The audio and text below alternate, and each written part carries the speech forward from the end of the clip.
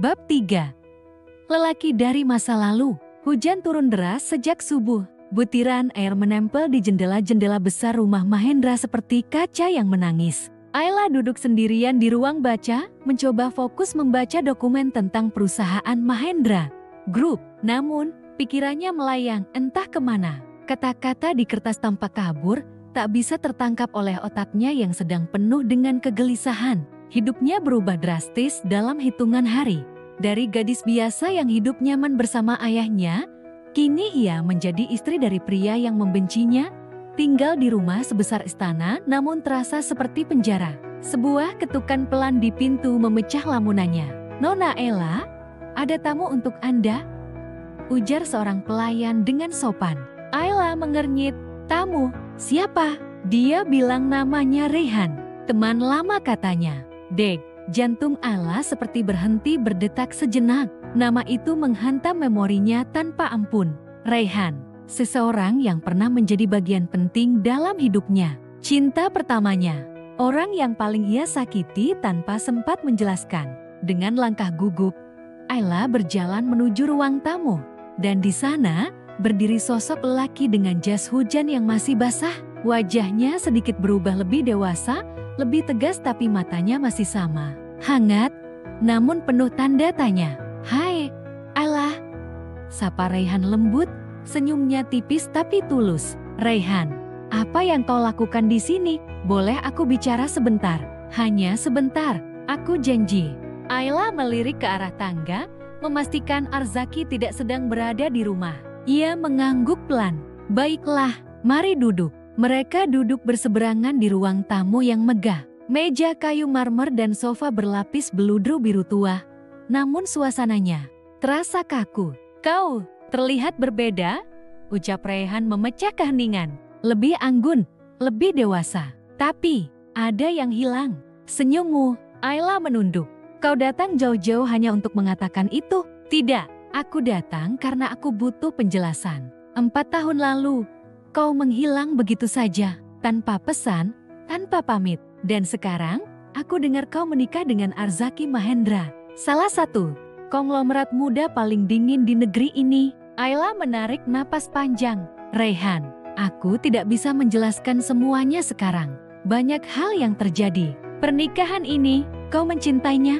Ayla terdiam cukup lama. "Tidak, pernikahan ini bukan karena cinta." Rehan menghela napas berat. "Lalu kenapa?" "Ayla, kau tahu betapa hancurnya aku saat kau pergi. Aku mencarimu kemana-mana. Aku bahkan sempat berpikir kau mengalami kecelakaan. Atau..." Ayla menatapnya. Matanya berkaca-kaca. "Aku minta maaf, Rehan. Aku benar-benar minta maaf. Tapi aku tidak punya pilihan. Saat itu ayahku, kami mengalami masalah besar. Dan aku harus memilih antara menyelamatkan dia atau mempertahankan cintaku." Rehan mengepalkan tangannya.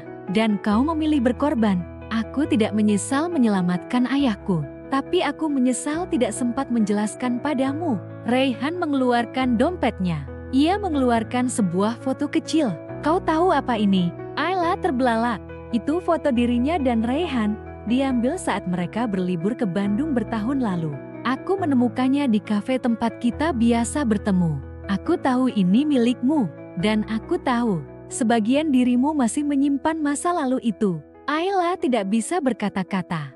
Air matanya jatuh perlahan. "Aku tidak datang untuk merebutmu dari suamimu. Aku hanya ingin kau tahu, jika suatu saat kau lelah, aku di sini. Aku masih orang yang sama." Langkah kaki berat terdengar dari arah tangga. Arzaki muncul, mengenakan jas dan celana hitam.